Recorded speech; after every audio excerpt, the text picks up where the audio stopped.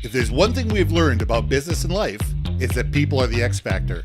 They constantly surprise us, both in amazing ways and not so much. We're Ben and Syya, and welcome to the Gnaw on This Business Bites podcast. This show is all about real life things we all deal with every day, how they relate to business, and how to make some sense out of our daily chaos. Welcome to the show.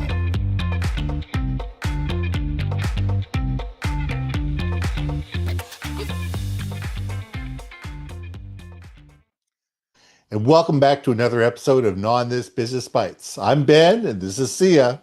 So here's a question for you, and this is something I've been asking people a lot lately. Are you using AI to smash rocks or build cathedrals? And I usually get this deer in headlights look. What are you talking about, Baker? I don't see it. You gave me that same look. And I think in my head I did. What are you talking about, What Baker? are you talking about, Baker? So here's where I'm going with this. AI, like every piece of technology before it, and I'm old enough, classic Gen Xer, that I've been watching technology for 40 years. I've seen it come and go. I've seen it, here today, gone tomorrow. Some of it succeeds, some of it doesn't. But what I've always found out is technology is only as useful and only as good as the humans using it. We give a mason a hammer, they build a cathedral. We give a 5-year-old that same hammer, they smash rocks, because that's all they're capable of. AI is an incredible tool. There's a lot that it can do, but it can't do it on its own. It requires the ability to ask it the right questions, to formulate, to think, to strategize, to postulate, to think. And if we can't do that, if we can't guide it in the right directions, to ask it the right questions, to give us the right answers, we're never going to be able to utilize it to add value within our organization, with our stakeholders, our clients, our vendors. Syya, let's gnaw on this. It's funny when you first said to me, I'm like, building a cathedral. Who wants to build a cathedral? Like, isn't there like the cathedral out in Spain still getting built out for the next 100 years or whatever? Probably, yeah.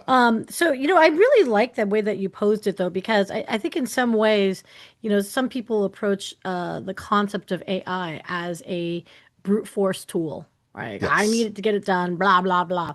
And there's others that are leveraging AI to create beautiful things, if you want to call it that, right? Whether that is building a optimized process. That's a thing of beauty, especially in terms of business, right? Like Exactly. you can optimize our processes.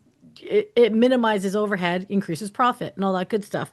And there's also AI that you use for creatives, right? Like, so, I'm gonna shout out Corey Warfield because he had a post this other day on LinkedIn that really kind of like made me think more than I try not to. Okay, random ADHD thoughts, but he's a big advocate of communicating what AI can do very pragmatically, and points out like hey, there is a fear mongering around AI, but here's what it actually can do right now. Here it is. Like, and every now and then he highlights certain things, and of course. It's great to share the foibles of what AI cannot do, but this one post really got me thinking, Ben. I should have tagged you on it, but it was a video that he had created that was an AI song, female singing, female voice. The video, that he created along with it, there were certain scenes that absolutely looked like someone videoed it, like someone in with a creative, Wow. Angles and all that stuff. It was just a girl walking down the street singing, her song. And of course, just like all editing, you jump cut to a different scene or a different angle and all that stuff. It wasn't by far, I mean, honestly, on a scale of 1 to 10, I thought it was probably like 5 or 6. Okay. Gotcha. Not because it wasn't realistic. It was just there's some kludginess and cluckiness about that. You're like, this is a fake person. And every now and then, certain like our eyes can catch you know, Right. animation versus a real image or the hyper realistic image. So anyway, my response to it was, you know, you can enjoy AI music, you can enjoy AI art, you can enjoy AI tools, processes, etc. Right? But the root of it all is ultimately like, where's your heart at? Like, you know, how we Hmm. appreciate art, like, do we have an emotional connection around it? Hmm. We have, we, it makes us reminisce about something else. It triggers that.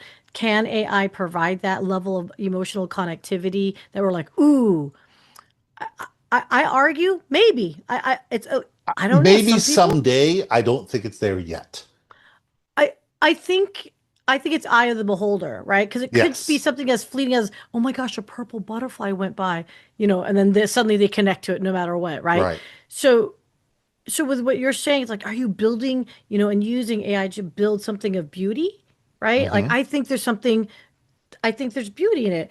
As a creative agency, I'm absolutely cognizant of the fact that that AI could be a tool that's going to hammer my business too. Like, you know what I mean? Like, Hmm. I can go out of business easily. And so I guess, you know, with the way you're framing you're making me think in a lot of different ways where, you know, I don't want to always be like AI getting our jobs and taking our jobs. But at the same time, I also think as humans, we can still out process computer AI as far as the emotional quotient of things, our wisdom of learned experience. I can't help but keep coming back to Data from Star Trek, right? Right. He was a functioning, you know, he was cognizant of the fact that he was a robot, but he, you know, always tested, you know, the hypotheses. Can he ever feel emotional connection? It's still coded in him, regardless. Right. But And he's always going to be cognizant that he's a robot. I mean, you're bringing up some really interesting thoughts in my mind. It's just the other day I ran an experiment just for curiosity. I had written an article. And what I did was I loaded the article into ChatGPT and also Gemini. I did it for both of them just for curiosity. Should probably run it in Claude just for fun. But what I said is based on this article, write me the next 5 articles in the series talking about this, and this. And keep the articles under 1,500 words each.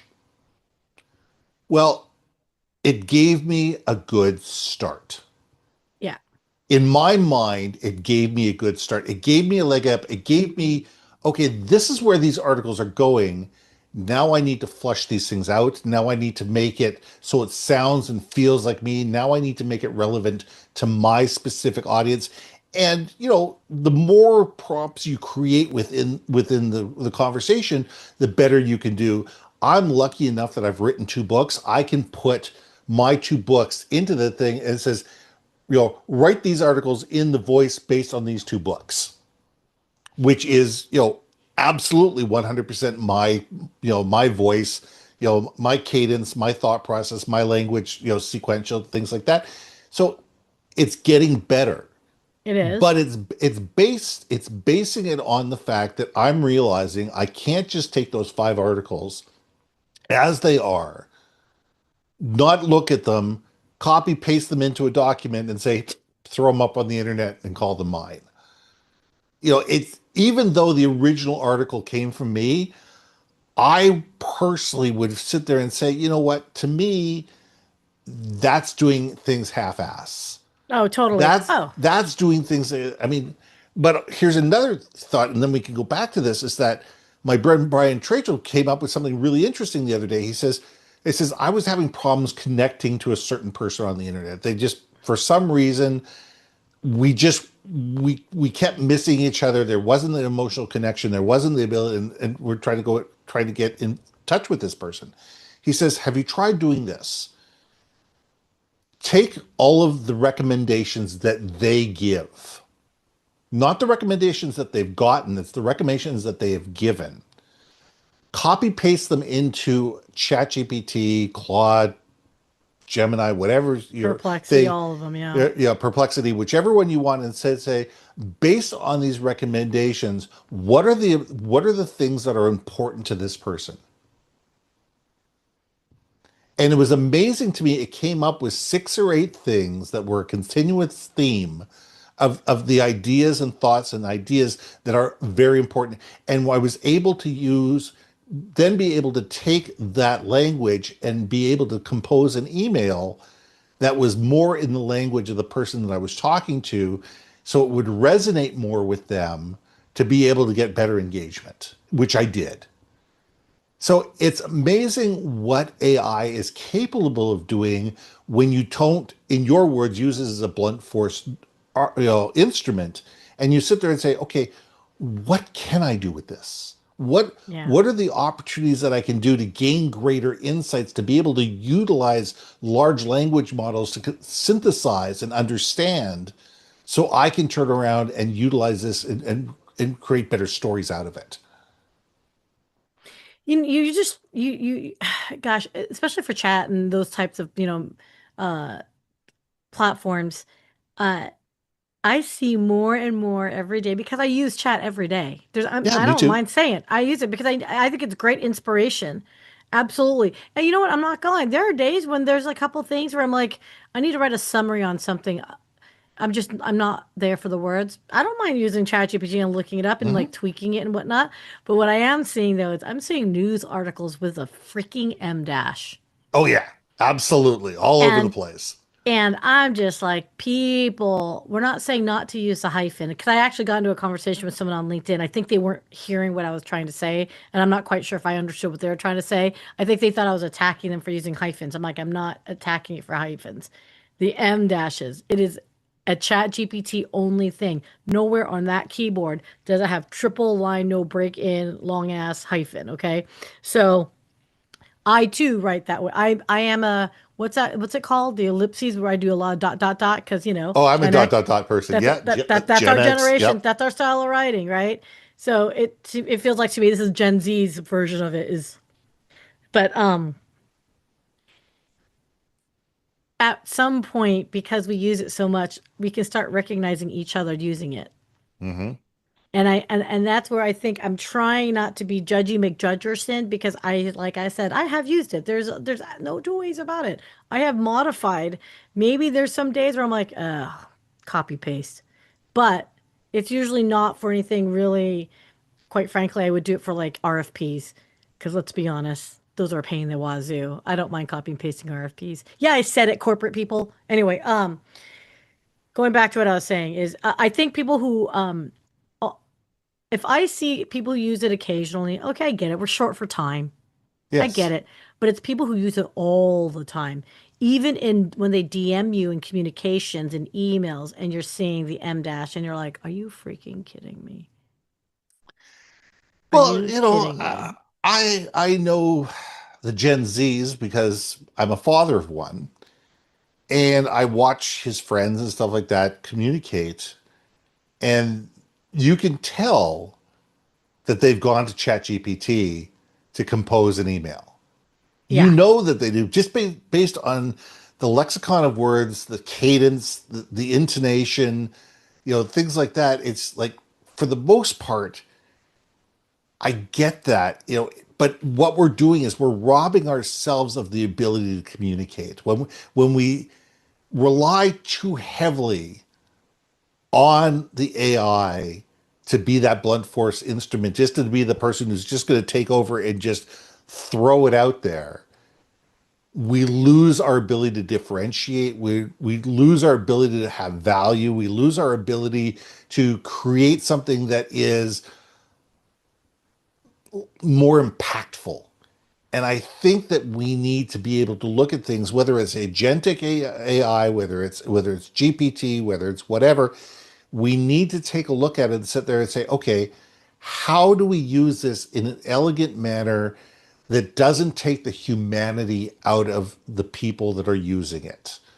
And we have to realize, no matter what we're doing and how we're creating and utilizing AI, at the other end of things are human beings that want to be listened to, understood, and valued. And they want to know that we're curious about them and that we care. And I think that if we Mm. can actually think about that as we're creating with ChatGPT, Claude, whatever, Perplexity, Whatever. whoever, I think we will be far better off because I think that then we can go back and we can utilize it as an idea generator and be able to go back and add our own humanity into whatever we're doing. And I think that that's vitally important. I 100%. And I think that's where it also what we're talking about is tools, tools, tools. You use them or you don't use them. You can use them. You can you can take a screwdriver handle and just whack at a nail. Okay, Yes, you can. you can. It's not to say you can't. Is that what it's used and designed for? Not necessarily, but you can do it if that's what you want to do with it. So I think I've heard people say this so many times. Oh, I'm afraid of AI. I'm afraid of AI. You know what?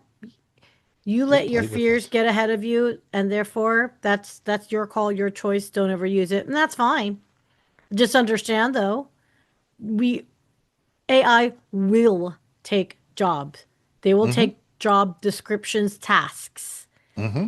How you can evolve for it is entirely up to you because there will always be a cottage industry that erupts as a new need is filled or needs to be filled with every new innovation and technology. So Absolutely. that's kind of where we're at. So yeah, I really liked food for thought today, sir. You give me food for thought.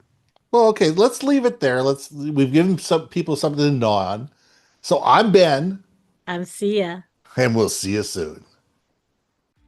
Hey, hey, hey. Thanks for listening to another episode of Not on This Business Bites.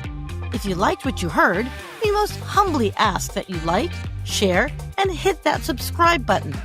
If you want to communicate more effectively within your organization, contact Ben at iambenbaker.com or me at brilliantbeanmedia.com.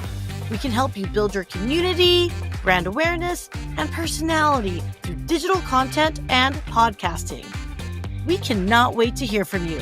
See you next week for another episode of Not on This Business Bites.